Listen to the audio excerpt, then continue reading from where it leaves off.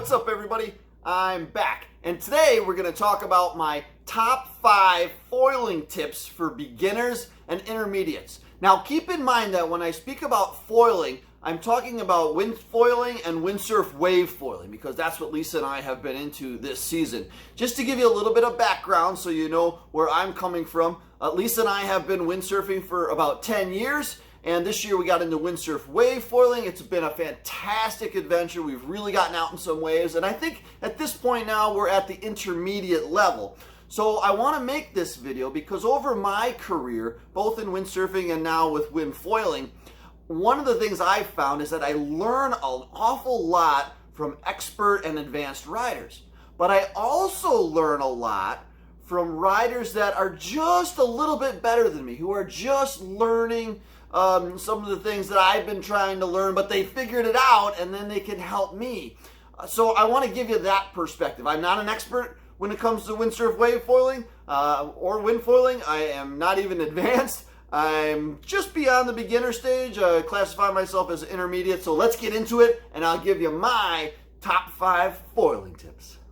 So we're going to start with number 5 and work backwards. Tip number 5 is wear a helmet and a protective vest of some sort. Now, windfoiling has been extremely safe. When my wife and I got into it, we were kind of concerned that there could be some injuries. I have not even bumped my shin on the foil. Now, I gotta be careful after saying that because, Murphy's Law and all. But we found it to be very, very safe. But I will advise everyone to still wear a helmet and a vest. And here's why. The only time I've ever felt that it was possible that I might get hurt is when the board tips to the inside and you tip to the outside. Because when the board tips to the inside, that wing, that foil is coming up out of the water.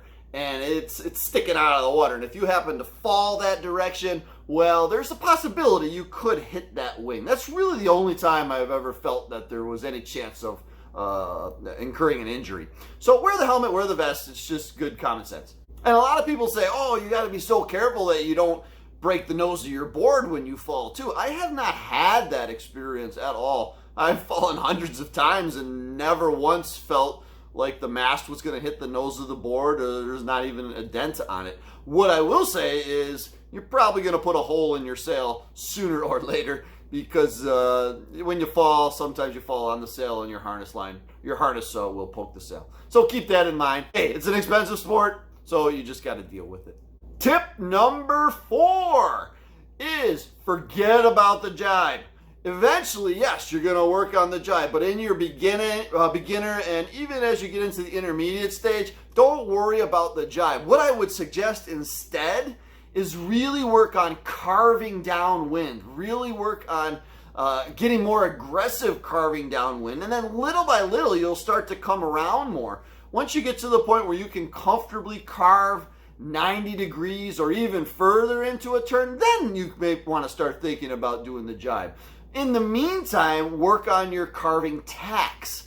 That'll help you to get upwind more. It'll help you to stay upwind more. It's a heck of a lot of fun because you can stay on the foil while you're carving upwind into the tack right until the point where the board's dead into the wind. It's really a cool feeling. So work on those carve tacks.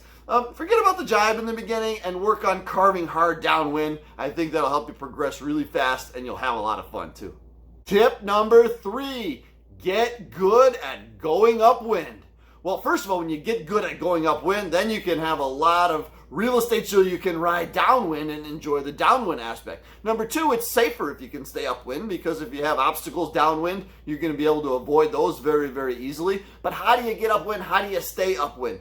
First is get your heels out to the rail of the board. I don't know what happens with the physics and the forces underneath the board with that foil, but when you get your heels out to the edge of the board just wants to take off and go upwind. So move those heels out to the edge of the board. And the second part of that is use shorter harness lines. Now in the very beginning, you're probably going to want to have longer harness lines because you're going to want the forgiveness of being able to get in and out of them easily. But once you get through the first 5 or 6 sessions and you want to start to be able to go upwind hard, shorten up those harness lines. I use roughly 30-inch harness lines for windsurfing. For foiling, I'm using like 26-inch. So, you know, that 4 to 6 inch difference makes a huge difference when you're talking about going upwind, and it's much more comfortable on your lower back with the shorter harness lines. So consider that. Tip number 2 is learn to pump the sail and the board together as soon as possible. Why? Because then you can use smaller sails, you're just more efficient. You can get on plane when other people aren't able to get on plane. You can use a small gust to get on plane. So learn to pump as soon as possible. When I say as soon as possible, I would say after your 5th or 6th session, start learning how to pump. Now, there's a lot of videos out there that you can watch. There's one by Balls Mueller, which is a great video. I'll put the link in the description down below. And there's a couple other videos I've watched on slalom windsurfing, and it's a very, very similar pumping technique that they use in slalom windsurfing that you can use with windfoiling to get you up on plane and get you foiling right away. So learn to pump the board and the foil and the sail together as soon as you can. Like I said, maybe after the 5th or 6th session, that's a good time to start thinking about that. And tip number 1 is to use a big front wing on your foil and small sails. Oh, it's so much fun. Now, when you use a big front wing, you get lots of lift.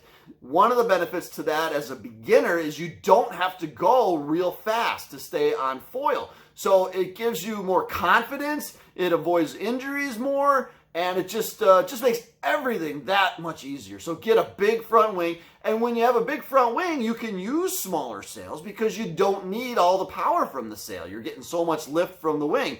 Now, when you use smaller sails, they're easier to uphaul. You don't get as tired. They're way more maneuverable. So get that big wing. When I say big, I'm talking close to 2,000 square centimeters for your front wing. It's a great wing to have.